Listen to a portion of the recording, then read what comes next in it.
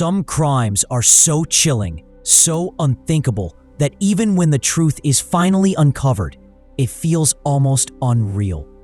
No signs of forced entry, no desperate cries for help, no witnesses, just silence. On the night of April 25th, 2021, Taylor Pomaski, a bright, loving 29-year-old woman from Spring, Texas, walked into her own home during what was supposed to be a casual backyard party. It would be the last time anyone saw her alive. But by the next morning, Taylor was gone. Her car sat waiting in the driveway, her phone and purse untouched, her beloved dog still inside the house.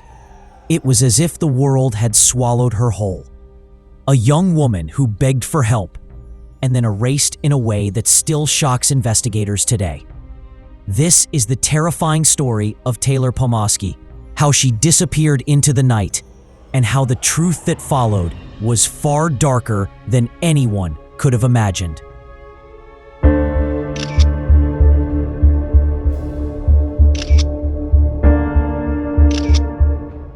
To her friends and family, Taylor Pomaski wasn't just another face in the crowd. She had that rare kind of warmth that could light up an entire room. The kind of person who made you feel seen, who remembered the little things most people forgot. Your birthday, the exact way you liked your coffee, the story you told months ago that she'd bring up just to make you smile again. She had a laugh that was contagious, a smile that drew people in, and a heart that always reached out. If you were having a bad day, Taylor was the friend who checked in. If her mom hadn't heard from her by evening, Taylor was already dialing her number, just to say those 3 simple words, "I love you." She was dependable, she was present, she was loved. But in the months before her disappearance, something shifted. Taylor's once bright energy seemed dimmer. Her calls became less frequent. Her texts shorter. She started canceling plans without reason, pulling away from the people who loved her most. The reason was Kevin Ware Jr. On the surface, it looked like something exciting, an athlete boyfriend, once an NFL player. To outsiders, it might have seemed like she was stepping into a bigger life, a life larger than their quiet Texas suburb. But behind closed doors, that dream quickly soured into something far darker. Taylor began carrying herself differently. Friends noticed she seemed smaller, as if a weight pressed down on her, one she couldn't put into words. She confided in whispers, "Sometimes he scares me." And to another friend, "Things have been intense. I don't know what to do."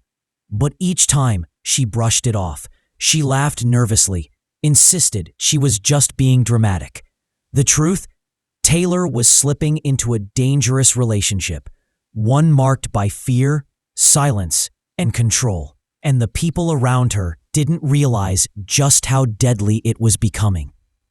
Sunday, April 25th, 2021. Taylor and Kevin hosted a casual gathering at their home on Stallion Brook Lane. Friends drifted in, music played, laughter filled the rooms. But beneath the surface, tension was boiling. Guests described sudden shouting matches, arguments that cut through the fun like glass breaking. At one point, the fight between Taylor and Kevin became so heated that the entire party fell silent. One friend remembered Taylor looking desperate, almost as if she wanted to run. Another said she had been locked in a room for part of the evening. By midnight, most of the guests had left. And Taylor? She never did. Her car never moved. Her purse, her phone, her beloved dog, all left behind. From that night forward, she vanished. But here's what made it even worse. Nobody called the police. Nobody raised the alarm. Taylor's disappearance was swallowed in silence. For Taylor's parents, silence was unthinkable. She called her mom every single day. It was part of who she was. But now, Her phone went dark. No calls, no texts. Her friends waited. Maybe she needed space, they thought. Maybe she was sorting things out. But her parents knew better. By early May, after over a week without hearing her voice, they contacted police. At first, officers weren't alarmed. In Texas, as in most states, adults have the right to disappear. And a 29-year-old woman going silent? Police have seen it before. But this wasn't like Taylor. Her bank account showed no activity. Her phone gave off no signals. Her social media, usually alive with posts and pictures, sat frozen. She hadn't just gone quiet. She had been erased. When officers entered her home for the first welfare check, nothing seemed obviously wrong. No forced entry, no blood, no overturned furniture.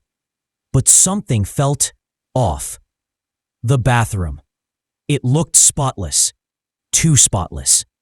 The shower grout scrubbed raw, the air heavy with bleach. No record of a cleaning service.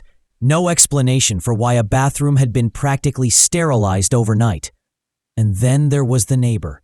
She mentioned something strange, that on the night Taylor vanished, she saw smoke rising from the backyard. A fire that flared briefly in the dark, then faded before dawn. At the time, she thought it was nothing. Maybe they were burning trash. But to investigators, it was a detail that couldn't be ignored.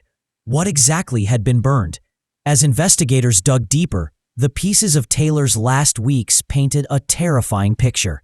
Just 4 weeks before she vanished, she made a late-night call to a friend, whispering, "If something happens to me, please remember this." The call lasted minutes before abruptly ending. In her email drafts, detectives found one chilling subject line. "In case you need to know." The body of the message contained only a single line. "I didn't fall off the radar. They pushed me." It had never been sent. On April 7th, police responded to a domestic disturbance at her house. Body cam footage showed Taylor rigid, avoiding eye contact, whispering that she was fine. She refused to press charges. The officers left. Case closed. The signs were there. She was scared. She was isolated. She was warning the people around her. But nothing was done. And now she was gone. The biggest problem, nobody officially reported Taylor missing until May 9th, nearly 2 weeks after the party. By then, time had destroyed critical evidence. Security cameras had already overwritten footage. Trash had been collected twice. Witness memories had started to blur. Police canvassed the neighborhood. Neighbors recalled loud music, shouting, and that mysterious fire. Kevin told investigators the same story. Taylor walked out after an argument.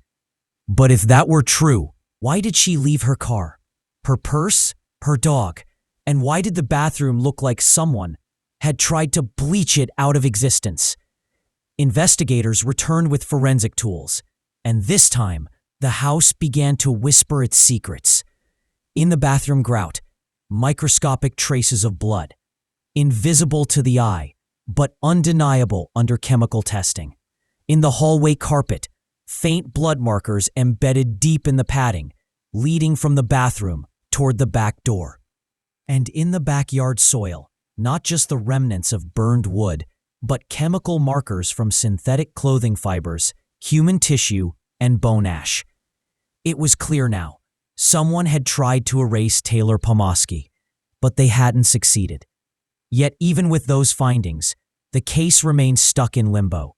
There was no body, no weapon, no confirmed crime scene. Legally, Taylor was still just a missing person. But everything was about to change. When Taylor Pomaski vanished after a backyard party in April 2021, investigators had almost nothing to go on. No witnesses, no body, only a spotless bathroom that smelled of bleach and a neighbor's memory of a fire in the dark. For months, Taylor's family begged for answers. They searched, they prayed, they hoped she would walk through the door. But the truth came on December 2021, 8 months later, when a worker in rural Harris County stumbled upon charred remains in a drainage ditch. The ditch was overgrown, isolated, the kind of place you'd only find if you were looking for it. Among the brush and debris, investigators recovered fragments of clothing, melted zippers, and brittle, burned pieces of bone. At first, there was doubt. Could it be Taylor? Or was this another unknown tragedy hidden in the soil? But the dental records left no question. After nearly a year of silence, Taylor Pomaski had been found. Not alive, not safe, but in fragments, burned and broken. For her family, the confirmation shattered every last piece of hope. And for investigators, it transformed the case from a missing person mystery into a full homicide investigation. From the very beginning, suspicion had swirled around one man, Kevin Ware Jr. But even as investigators built their case, one haunting question remained. Why? Why would Kevin, a man who had once lived under the bright lights of the NFL, who had tasted success and fame, turn so violently on Taylor, the woman he lived with, the woman who trusted him? A former NFL player turned troubled drifter, Kevin's life had long been marked by arrests, drugs, and violence. He was the last known person to see Taylor alive. He was the man she had argued with on the night she vanished. And now, forensic evidence was pulling the threads of this story straight toward him. Investigators pored over every piece of evidence from Taylor's home and the ditch where her remains were discovered. The bathroom. Forensic teams found microscopic traces of Taylor's blood proteins in the grout, despite heavy bleaching. The hallway carpet, beneath the surface, faint blood markers led from the bathroom straight toward the back door. The backyard. Soil samples revealed burned synthetic fibers from clothing, biological tissue, and bone ash. Someone had tried, and failed, to incinerate evidence. The ditch. Chemical testing showed similar burn residues, consistent with the failed attempt in the backyard. And then came the most damning piece of all. Cell phone data. Kevin Ware's phone pinged near the remote ditch the morning after the party, precisely where Taylor's remains would later be found. He had no reason to be there. No explanation. To prosecutors, it wasn't just evidence. It was a map of guilt. As the investigation intensified, witnesses from the party began coming forward again. One recalled hearing Taylor and Kevin screaming behind a closed door. Another admitted that Kevin was seen using a power washer on the back patio just hours after the party ended. And inside jail, where Kevin was being held on unrelated gun and drug charges, inmates claimed he made cryptic remarks. "I got rid of the problem. Cleaned it up well." Individually, none of these details could convict him. But together, they painted a chilling portrait of a man who thought he could outsmart everyone. Even more damning was what investigators found on Kevin's second phone, one he had tried to wipe clean. Forensic teams recovered fragments of deleted messages from an encrypted app. One line sent shivers down investigators' spines. "It's done, just like we planned." No name, no timestamp, but recovered from the very night Taylor vanished. It was the kind of smoking gun criminals think they've erased, until technology proves otherwise. By mid-2022, prosecutors had enough to take the case before a grand jury. They presented cell tower records tying Kevin to the ditch, forensic evidence of bleach, burned clothing, and Taylor's DNA in the house, witness testimony of arguments, cleaning, and suspicious fires, the chilling digital messages, and Kevin's own cryptic jailhouse remarks. On July 28, 2022, the grand jury indicted Kevin Ware Jr. on one count of murder and one count of tampering with a human corpse. Kevin's attorneys called it all circumstantial. For Taylor's family, It was a moment of grim relief. After months of silence, someone was finally being held accountable. Even with the indictment, the case was far from simple. Taylor's exact cause of death could not be determined. Her remains were too damaged by fire. No murder weapon was ever recovered. There were no direct eyewitnesses to the killing. But prosecutors didn't need a neat story. They had something stronger: the weight of countless details that, together, told the truth. As one investigator said, "We didn't get a confession. We got something better. We uncovered every step he took to hide what he did, and that tells its own story." In April 2023, almost 2 years after Taylor's disappearance, Kevin Ware finally faced the music. Rather than risk a trial where the forensic evidence could bury him, he took a plea deal.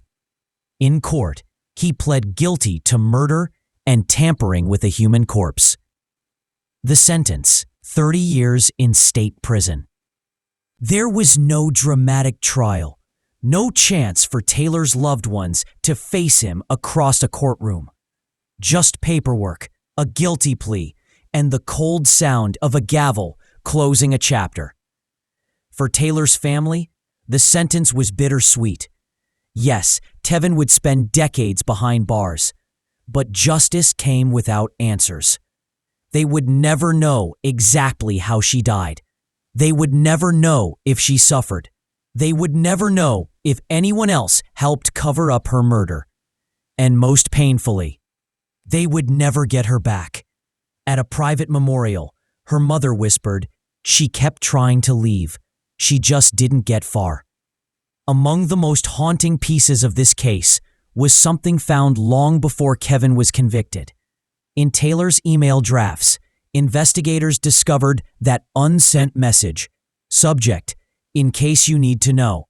And inside, just one line: "I didn't fall off the radar. They pushed me." Taylor Pomaski was only 29 years old when her life was stolen. A daughter, a friend, a bright light silenced by someone who thought he could make her vanish. But she didn't vanish. Her story lives on. If this case moved you, please take a moment to hit the like button. It helps us bring more awareness to stories like these. And don't forget to subscribe to our channel so you never miss the next true crime story we uncover. Thank you for watching. See you in the next video.